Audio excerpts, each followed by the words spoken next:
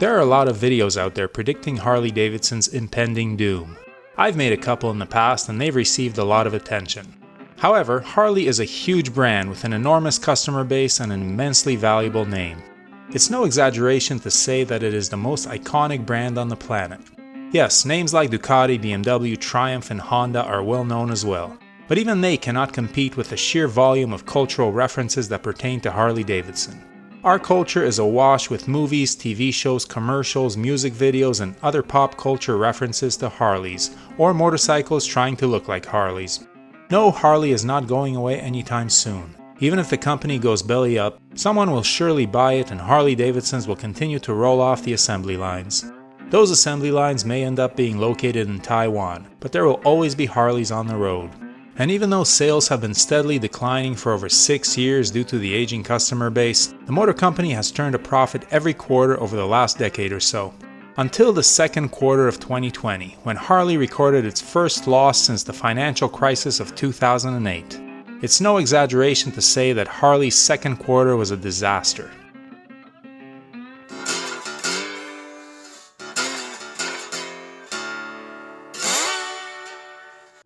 Back in 2008 and 2009, the economic crash marked the official end of the good times that Harley Davidson had enjoyed through the 90s and 2000s. That was the first indication that the seemingly limitless growth could not last forever. That crisis spelled the end of Buell motorcycles under the Harley umbrella as the company doubled down on what they do best: heavyweight cruisers and touring bikes. Now another crisis has hit Harley Davidson hard. The pandemic has had mixed effects on motorcycle sales, with off-road bikes selling in unprecedented numbers while road machine sales stagnate. Unfortunately for Harley, they sell road motorcycles only, and expensive ones at that. Now I suspect that the brisk sales of off-road motorcycles is a result of many people's vacation plans getting cancelled. If you saved $5,000 because you were going to go on vacation, you could spend it on a dirt bike and go ripping around your local trails, but you won't be spending it on a $20,000 Harley. There may also have been an element of prepping fantasy affecting consumers' decisions as they pictured themselves riding dirt bikes in a Mad Max post-apocalyptic world once society collapsed. However, it didn't, and now a lot of folks have some nice dirt bikes, which doesn't do Harley any good. So, in the second quarter of 2020, Harley Davidson lost $92 million, which amounted to a drop of 60 cents per share, even though analysts expected them to gain 10 to 18 cents per share. Motorcycle revenue was down 53% from last year, as were sales all around the world. In the United States, Harley's stronghold, the company's share of heavyweight motorcycle sales was down to 38.5%.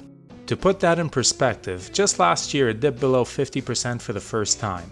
Percentage of market share is a more instructive metric than sheer sales. The pandemic might cause bike sales to decline temporarily, but losing market share means that your company is doing worse than other heavyweight competitors in these difficult times. For example, BMW and KTM were not hit nearly as hard.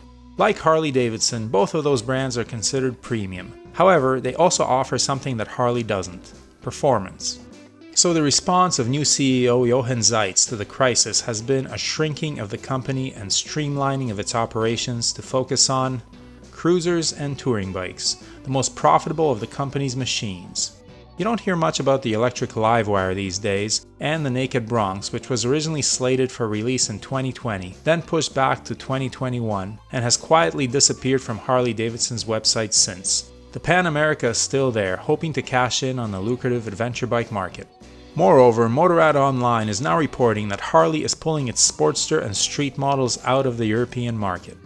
The Sportsters are probably done because they can't meet Euro 5 emission standards anymore, while the Street models are probably not profitable enough for Harley to bother with.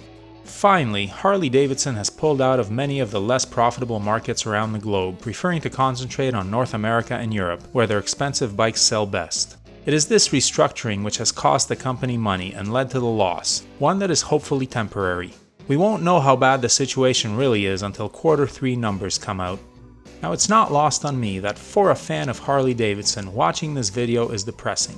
When I think of Harley's future, I'm reminded of one of my favorite quotations from George Orwell's 1984. If you want a picture of the future, imagine a boot stamping on a human face, forever. This is a depressing thought to someone like me, who appreciates Harleys for what they are. Masterpieces of nostalgia that, despite being slower, heavier, poorer handling, and more expensive than the competition, have still enjoyed sales success because they have captured a feeling, a state of mind. They are beautiful masterpieces of branding and lifestyle marketing, and I say that with all due respect, because even though I know I'm being manipulated, I still want one. I'll keep my Japanese bike for its function, but I want a Harley for its look and rumble. But apparently fewer and fewer buyers appreciate these bikes for these reasons, which leads one to wonder how long before Harley Davidson goes from being one of the biggest and most profitable manufacturers to a boutique brand that only sells a few very expensive bikes each year to the one percenters. And by one percenters, I don't mean bikers, I mean bankers. What led to this? Failure to innovate and a constant backpedaling from anything that implied performance, like canceling a performance naked bike like the Bronx. So no Bronx, no cafe racer, no flat tracker. More softails and baggers. Yes, those are profitable bikes, and you have to appease the shareholders by making money now. But long term, not developing the Bronx and other bikes based on the new Revolution Max engine is a losing strategy. An echo of the V-Rod, which had a great engine that was never used to its potential, in what could have been a line of sport, adventure, and touring bikes to rival the Japanese and Europeans, at a time when Harley Davidson had both time and capital to expand into new territory and assure the future of the brand.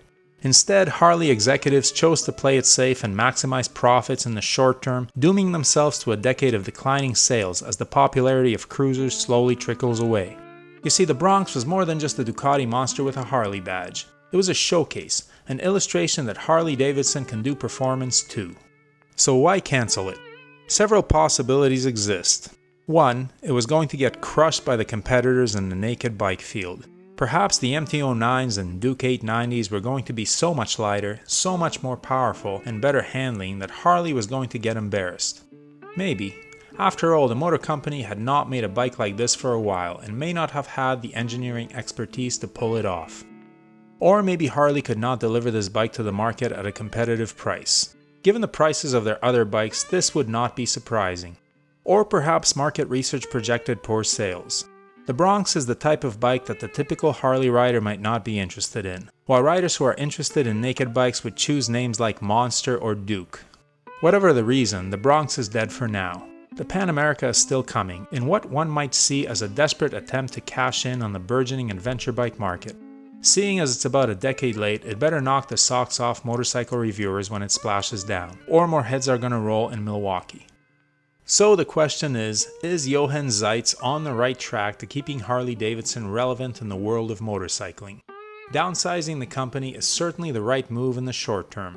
It keeps Harley stocks from falling off a cliff in the next year or so and stabilizes the company for a little while. However, long term, it once again dooms them to another prolonged period of declining sales as the popularity of cruisers continues to slide and companies like KTM slowly take over the heavyweight motorcycle market. If one was a cynic, one could propose that long-term sales are not a consideration at all in the current decisions made by the Harley higher-ups.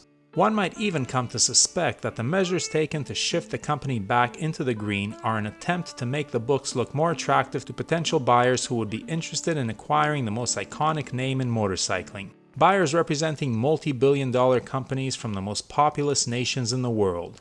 What a profitable sale that might be for the investors. One can't help to think that Harley Davidson would lose some of its mystique if the bikes ended up being mass-produced in an Asian factory somewhere. But of course I would never engage in such conspiratorial musings, and I'm going to give the Harley brass the full benefit of the doubt that they care about the name and the future of the company and its American employees. I am positive that all of the higher-ups at the motor company are lifelong bikers with a deep appreciation of the cultural importance of an autonomous, American-owned and American-built motorcycle company, and would not put profit first.